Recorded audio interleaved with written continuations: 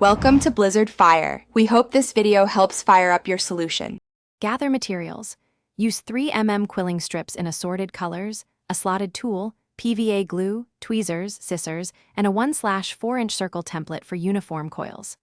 Cut strips to lengths of 3, 6, and 9 inches to form scales, fins, and tail pieces. Prepare a 3-inch wide cardstock base and lightly sketch the fish outline in pencil so all quilled elements align.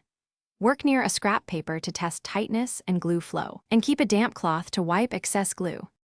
Start by rolling tight coils with the slotted tool, then release slightly to form loose coils that become scales. Use 3, 6, and 9-inch strips to vary scale size, placing shorter coils near the head and longer coils toward the tail for natural taper.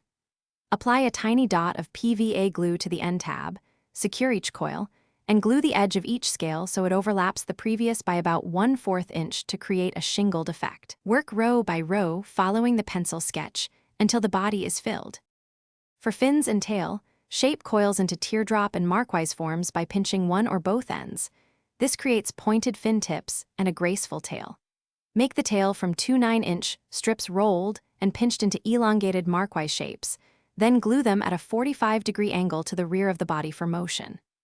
Add smaller markwise pieces atop the body for fin rays, attach a small bead or black coil for an eye, trim excess paper, and press gently to secure everything until dry for a polished, finished quilled fish. Thanks for watching. If you found this helpful, don't forget to like and subscribe.